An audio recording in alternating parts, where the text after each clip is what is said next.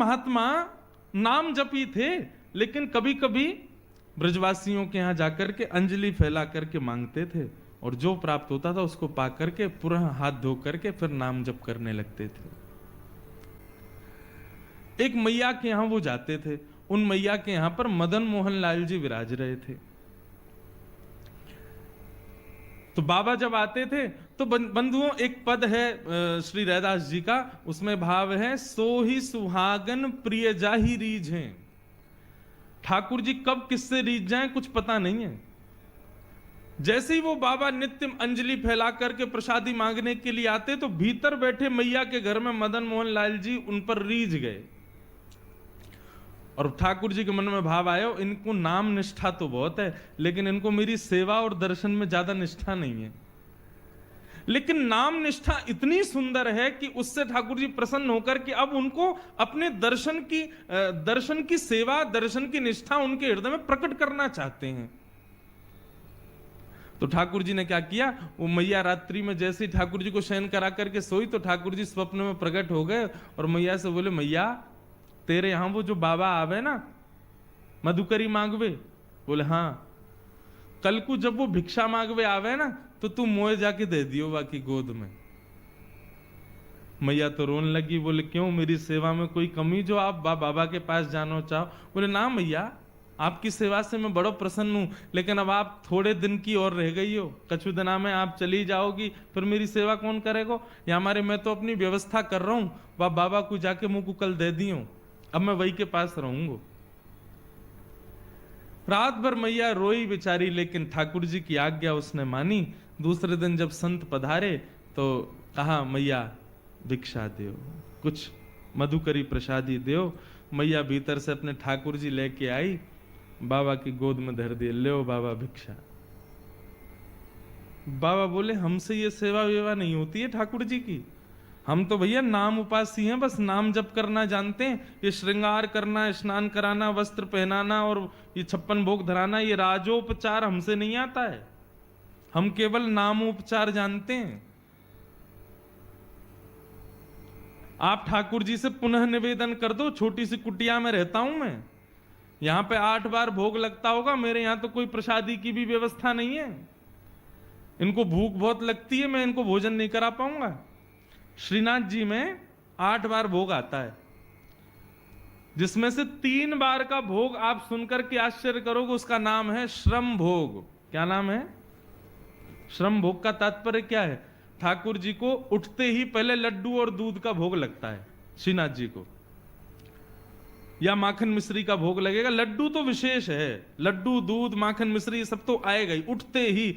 यहां तक कि ऐसा वर्णन है कि श्री नंदलाल पौड़े भय रहे में उठे ही ना है, यशोदा मैया कभी पाम दबावे कभी हाथ दबावे, ठाकुर जी उठे ही ना है, चदरिया ओढ़ ले, मुंह मत उठाओ।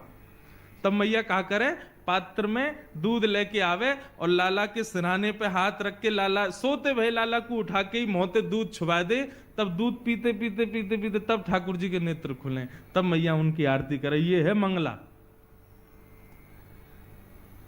आज भी श्रीनाथ जी में ठाकुर जी के शयन में ही दूध आ जाता है सुबह सुबह, और जो मां मुखिया जी हैं वो दूध भोग को उठा के ठाकुर जी के अधर से छुपाएंगे, तब दीप प्रज्वलन वगैरह होंगे कि मतलब अब ठाकुर जी उठ गए, मतलब नींद में ही दूध पी में तब आंख खुले ठाकुर जी की।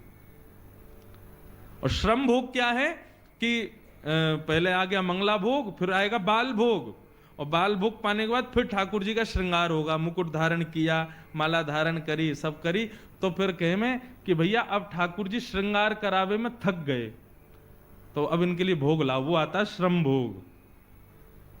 बताओ, कपड़ा पहनवे में थक जाएं ये।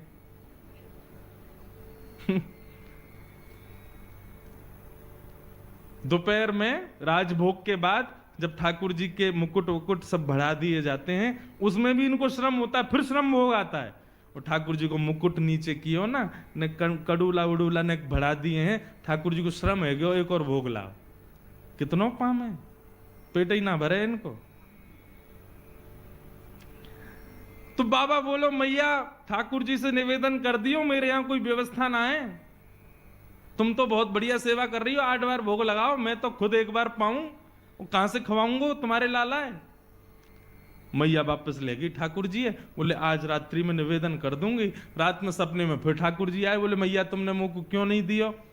बोले ठाकुर जी मैं तो जानू आप 8 बार भोग लगाओ, इतनी बार आरती करनी पड़े, हर बार इतनी सुंदर सुंदर सामग्री बनानी पड़े, वो बाबा की यहाँ इतनी व्यवस्था ना है, आप कैसे रहोगे। ठाकुर जी बोले मैं रह लूंगा, लेकिन रहूंगा अब उन्हीं के पास, आप मुंह को दे दो। बाबा जैसे रखेगो मैं वैसे रह लूंगा, वो रूखी रोटी खवावेगो मैं रूखी रोटी खाऊंगा, लेकिन रहूंगा बाबा के पास। बंधुओं इस भाव से ये पता चलता है हम सबके घर में ठाकुर जी बैठे हैं। कितनी कृपा है ठाकुर जी की। हम बच्चों को भोजन परोसते हैं तो बच्चे नाक मुंह मोड़ ले, मैया में नमक कम है, इसमें नींबू नहीं है, ये नहीं है, वो नहीं है। ठाकुर जी को जैसा दे दो वैसा पा लेते हैं। कई बार खीर पधरा देते हैं ठाकुर जी को, भोग लग जाती है, जब हम पाने बैठते हैं तब पता चलता है इसमें तो शक्कर ही नहीं थी, और ठाकुर जी पा लिए। कभी शिकायत नहीं करते, जैसा दे दो वैसा स्वीकार है।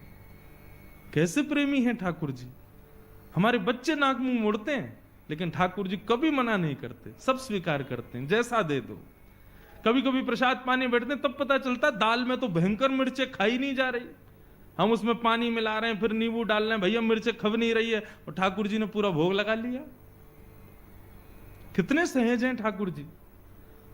इससे यह समझ आता है कि ठाकुर जी आपके घर में विराज रहे हैं, आप जैसी सेवा करना चाहो उनको सब स्वीकार है, क्योंकि वो आपके हैं। ऐसा प्रेम हम क्यों नहीं करते ठाकुर जी से। हम जैसा ठाकुर जी को वस्त्र पहना दें, जैसा स्नान करा दें। कई लोगों के घरों में जाता हूं, अलमारी में ठाकुर जी बैठे हैं, छोटी सी अलमारी में, बेचारे कभी मना नहीं करते, कभी कुछ नहीं कहते। उनके लिए शयन की कोई अच्छी व्यवस्था नहीं है, उनके लिए बैठने की कोई अच्छी व्यवस्था। कई लोगों के घरों में दर्शन करने जाते हैं, ठाकुर जी के पीछे चुईया बैठी है, बेचारे कभी शिकायत नहीं करते। हमारी शिकायतें खत्म नहीं होती।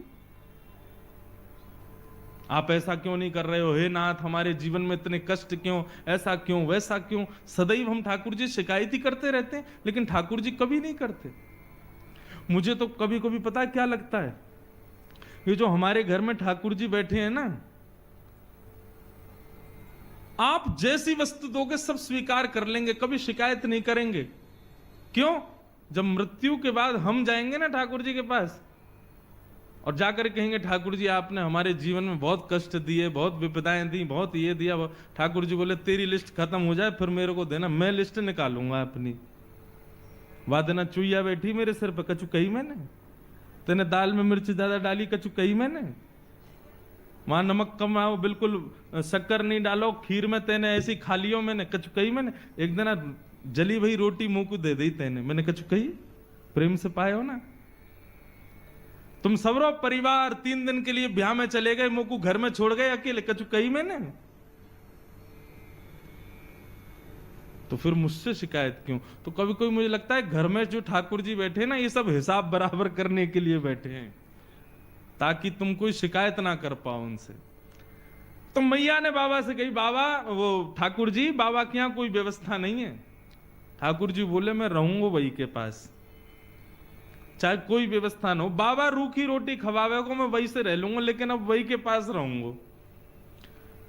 बड़े महल में रहते हैं ठाकुर जी, मदन मोहन लाल जी, परंतु उस महल को छोड़ करके उस बाबा की कुटिया में आ गए।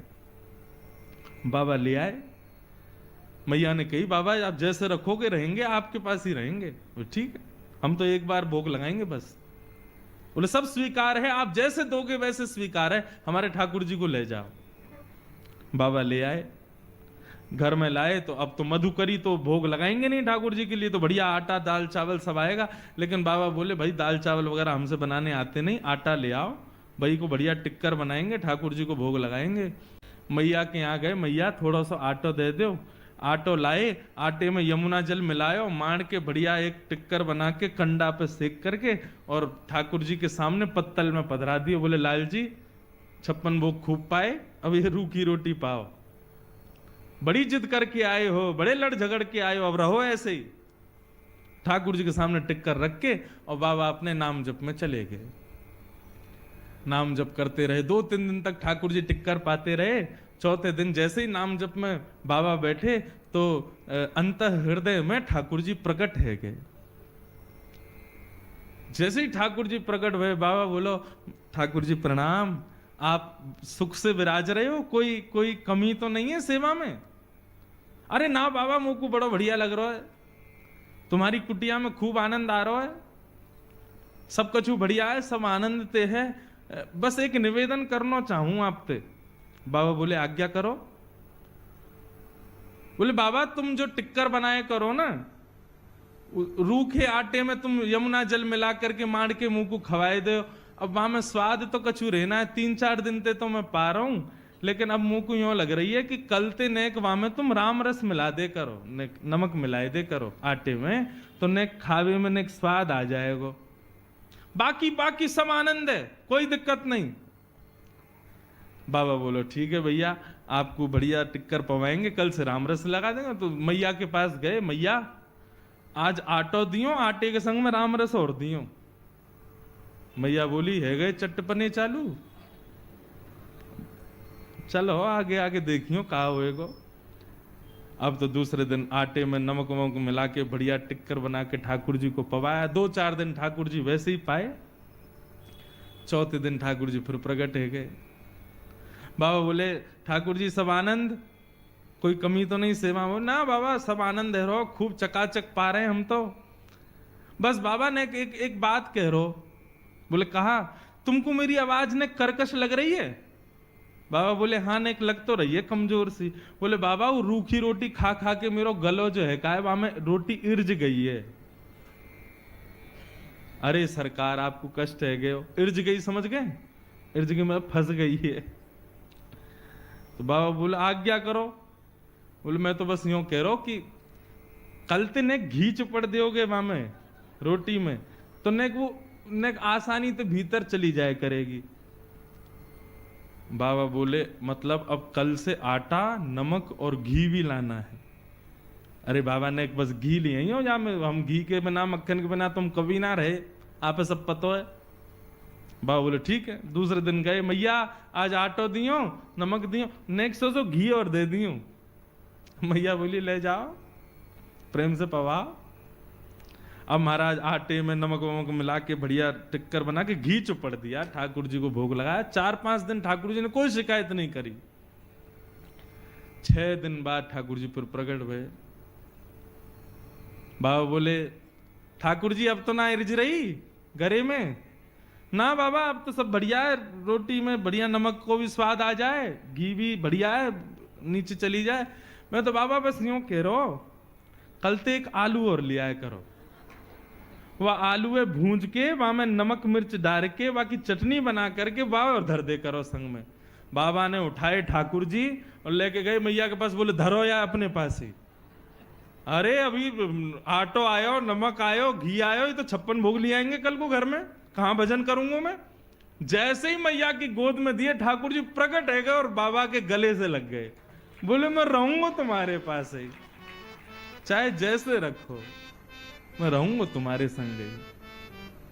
मैं एक पद गाता हूं कथा में, परंतु उस पद का भाव कभी कभी लगता है कि हम तो क्या गाएं ठाकुर जी गाते होंगे हमारे लिए। क्या? जहां ले चलोगे वहीं मैं चलूंगा, जहां ले चलोगे वहीं मैं चलूंगा। जहां नाथ रख दोगे, जहां नाथ रख दोगे, जहां नाथ रख दोगे, जहां नाथ रख दोगे वहीं मैं रहूंगा। जहां ले चलोगे वहीं मैं चलूंगा, जहां ले चलोगे वहीं मैं चलूंगा। अब हमारी स्थिति क्या है पता है? हम लोग केवल कहते हैं लेकिन इस बात को स्वीकार नहीं कर पाते। ठाकुर जी यदि कल को एक चीज भी यदि हमसे अव्यवस्थित करके दे दें, हमसे स्वीकार नहीं होगी। लेकिन ठाकुर जी हमारे द्वारा दी गई हर प्रकार की सेवा को स्वीकार करते हैं, कभी कोई शिकायत नहीं करते। जैसा प्रेम ठाकुर जी हमसे करते हैं, हम वैसा उनसे कब कर पाएंगे? हम भी ऐसे ही हो जाएं। न कोई शिकायत नहीं कोई अर्जी, कर लो करा लो प्रभु जो है तेरी मर्जी। न कोई शिकायत नहीं कोई अर्जी, कर लो करा लो जो है तेरी मर्जी। हो न कोई शिकायत न कोई अर्जी, कर लो करा लो प्रभु जो है तेरी मर्जी। न कोई शिकायत नहीं कोई अर्जी, कर लो करा लो जो है तेरी मर्जी। खुशी दो या गम जो भी, खुशी दो या गम जो भी, खुशी दो या